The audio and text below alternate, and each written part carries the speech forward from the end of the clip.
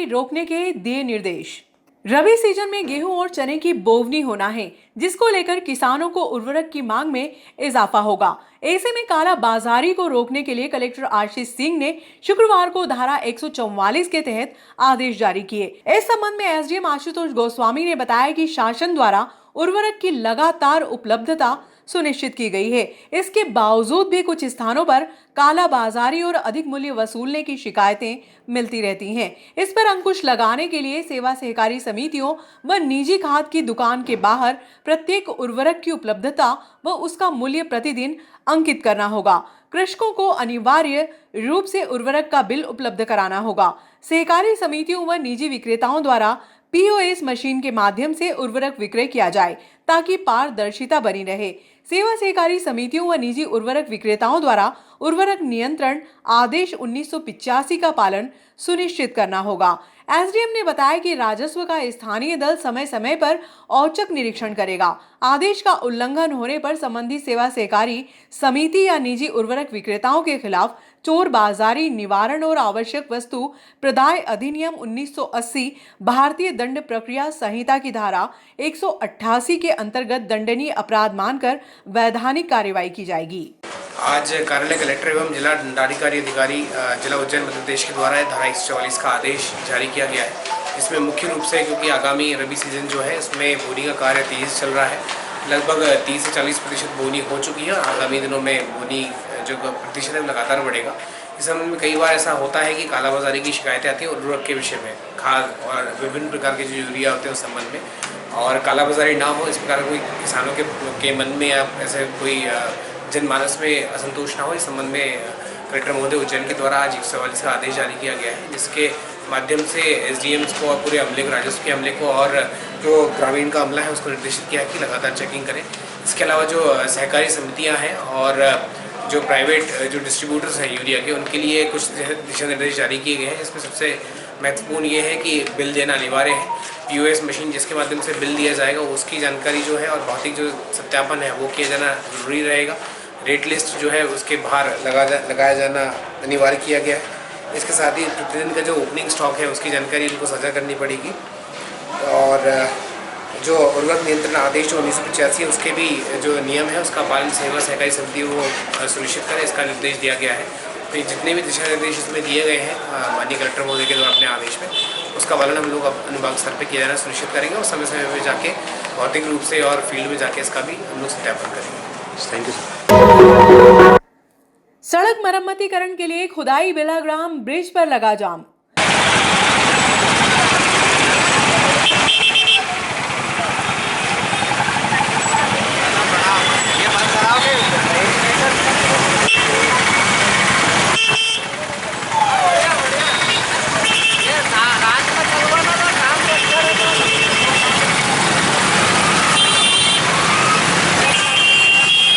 नगर पालिका द्वारा बिरलाग्राम ओवरब्रिज का डामरीकरण कार्य शुक्रवार की दोपहर में विधि विधान से पूजा अर्चना कर शुरू किया गया। ठेकेदार द्वारा दोपहर में ब्रिज की सड़क की खुदाई का कार्य शुरू कर दिया गया, जिससे दिन भर जाम की स्थिति निर्मित होती रही। दोपहर में उद्योग से श्रमिक और स्कूली बच्चों की छुट्टी होने से ब्रिज पर यातायात का दबाव बढ़ा, जिससे लंबा जाम लग गया।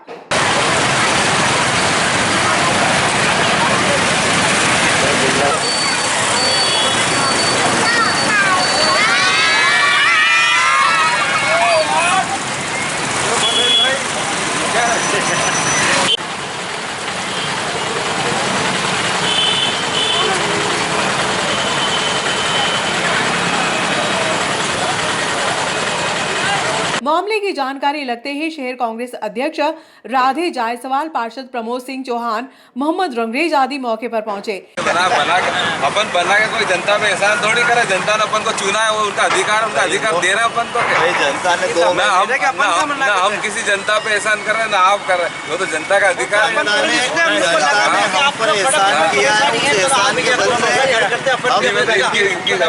मैं आपको दे रहा हूँ कि जनता ने तो वाकई हम पर एहसान किया, उन्होंने अमूल्य आशीर्वाद हमें दिया, हम उनके ऊपर एहसान नहीं कर रहे। इसी दौरान नगर पालिका अध्यक्ष प्रतिनिधि ओपी गहलोत, उपाध्यक्ष सुभाष शर्मा का वहां से गुजरना हुआ। जायसवाल का कहना था कि बिलाग्राम ब्रिज पर यातायात का अत्यधिक दबाव रहता है। रात्रि के समय कार्य शुरू करना था जिससे जाम की स्थिति निर्मित न होती। यदि दिन में कार्य शुरू करना था तो नागरिकों को पूर्व सूचना जारी करना था। ठेकेदार द्वारा बिना कोई संकेतक निशान लगाए कार्य शुरू कर दिया गया। जाम लगा हुआ, क्या कहना है इस संबंध में आपका? मेरा नगर पालिका के जो इंजीनियर है और जो कर्मचारी और नगर पालिका अध्यक्ष जी से भी निवेदन है कि ये रोड वास्तव में बहुत चालू रहती है। फैक्ट्री के लोग भी इसी रोड से आते हैं, स्कूल के बच्चे भी सब इसी रोड पर आते हैं और वास्तव में जाम की स्थिति हर 10-10, 15-15 मिनट में लग रही है। तो मेरा यहाँ जो काम करा रहे हैं उन सब लोगों से निवेदन है कि ऐसा कोई या तो रात को टाइम निर्धारित करें, क्योंकि रात को पूरा रोड खाली रहता है, या रात को इसका निर्माण करें, या कोई बैरिकेड से लगाकर या 1-2 अधिकारियों और कर्मचारियों की ड्यूटी लगा दे ताकि जाम ना लगे और बच्चे परेशान ना हो।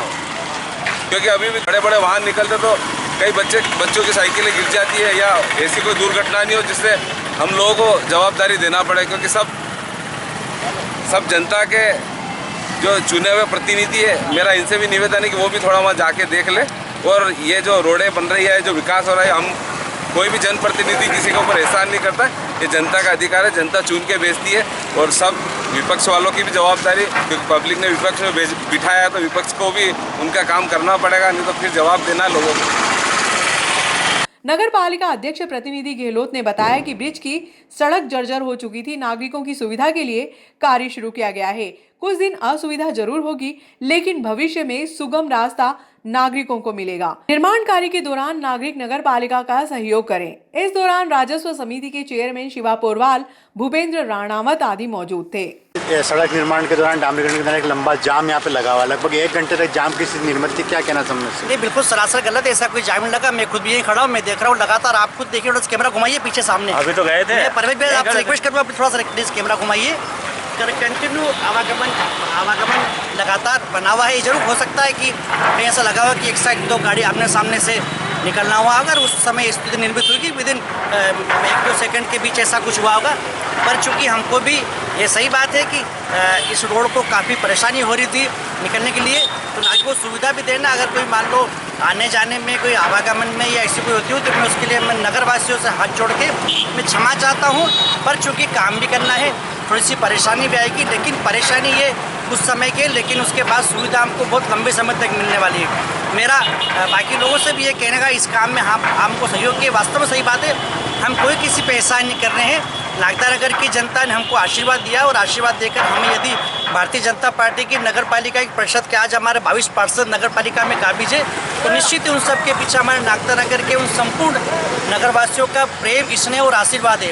उन सबको पता है कि कहीं ना कहीं भारतीय जनता पार्टी की नगर पालिका की परिषद ही नागदा नगर में विकास कार्य कर सकती है। इसलिए नागदा नगर पालिका में हमें नागदा के नगरवासियों ने हमको आशीर्वाद दिया है।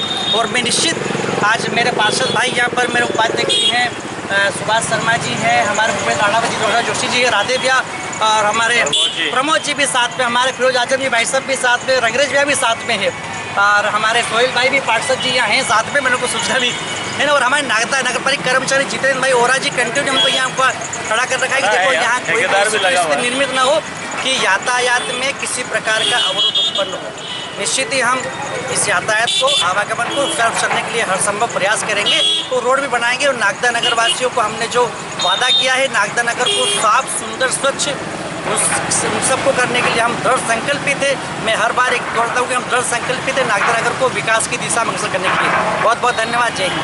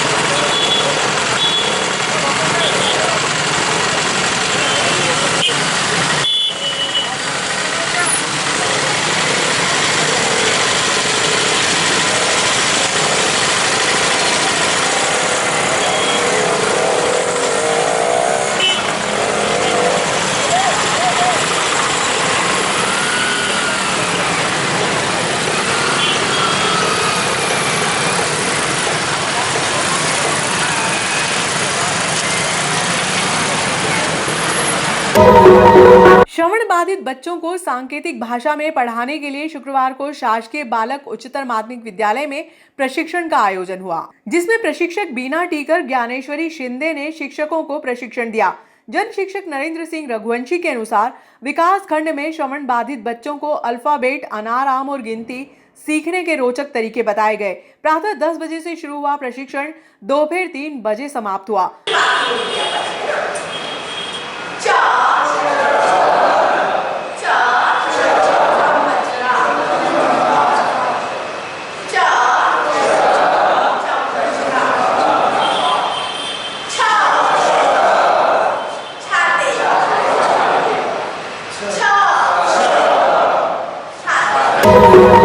कॉलेज के विद्यार्थियों की राज्य स्तरीय कबड्डी प्रतियोगिता का आयोजन 10 नवंबर को महाराष्ट्र के अमरावती में होगा, जिसमें विक्रम विश्वविद्यालय का प्रतिनिधित्व शेषशाही कॉलेज की छात्रा नम्रता मोहिनी खुशी करेंगी। इसी क्रम में स्कूल स्तर पर रीवा में आयोजित प्रतियोगिता में आरती प्रतिनिधित्व करेंगी। कोच हेमंत साहनी ने बताया कि शुक्रवार की शाम को विधायक दिलीप सिंह गुर्जर, शहर कांग्रेस अध्यक्ष राधे जायसवाल ने खिलाड़ियों का पुष्पमाला पहनाकर स्वागत किया। गौरतलब है कि जिला और संभाग स्तरीय प्रतियोगिता के आयोजन में से विक्रम विश्वविद्यालय के लिए राज्य स्तरीय खिलाड़ियों का चयन किया गया।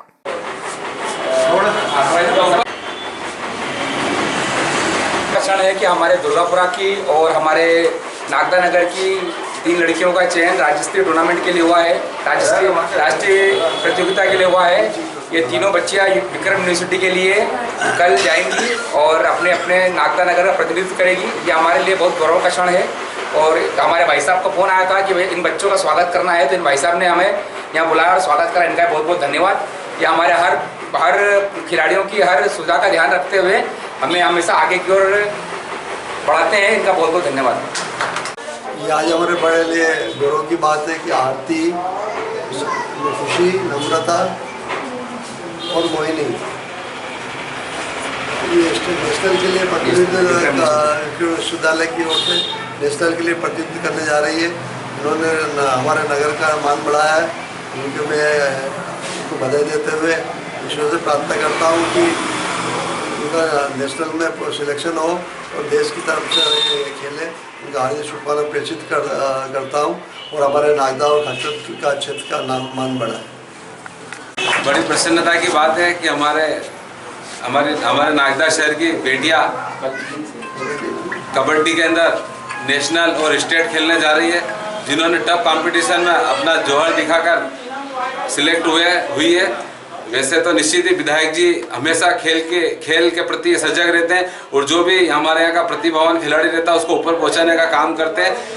हमारी जो बालिकाएं कल खेलने जाएगी उनको मैं हमारे नागदा वासियों की ओर से बहुत बहुत उनका स्वागत और धन्यवाद दूंगा और उनको कहूँगा कि आपके खेल में अगर कहीं भी कोई समस्या आती हो तो विधायक जी हमेशा आपके लिए खड़े हैं, तन मन धन से आपका सहयोग करेंगे। आप ऐसे ही खेलो और हमारे नागदा का नाम रोशन करें और हमारे विधायक जी का नाम रोशन करें, ताकि हमारे क्षेत्र में और भी कई प्रतिभावान खिलाड़ी आगे आए।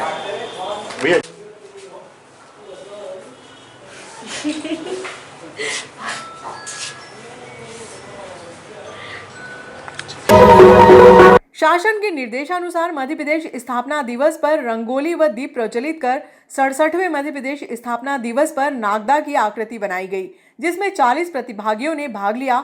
सभी प्रतिभागियों को सांत्वना पुरस्कार के साथ सभी को प्रशस्ति पत्र भेंट कर सम्मानित किया गया।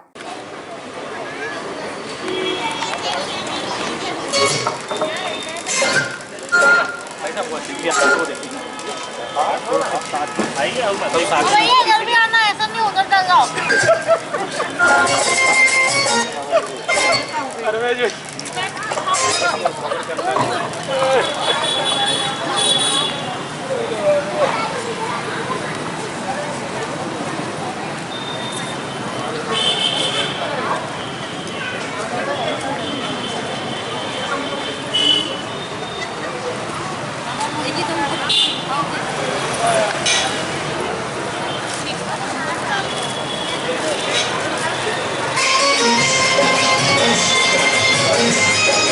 जय भारत, जय मध्य प्रदेश।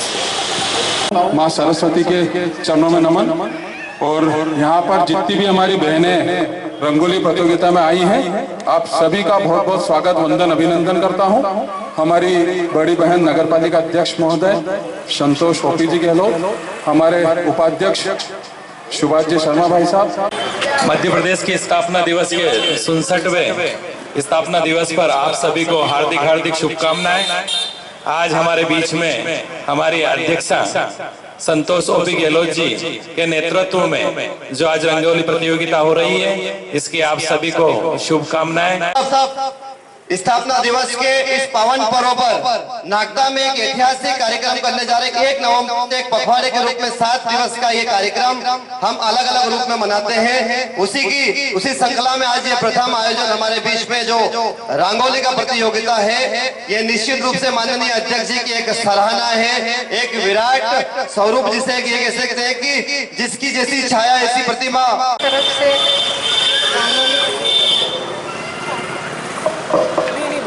हार्दिक हार्दिक बधाई देते हैं। धन्यवाद। और से मध्य प्रदेश स्थापना दिवस की बहुत बहुत शुभकामनाएं। हमारे मध्य प्रदेश का स्थापना दिवस जो कि 1 नवंबर से शुरू होके 7 तारीख तक एक पखवाड़े के रूप में मनाया जा रहा है।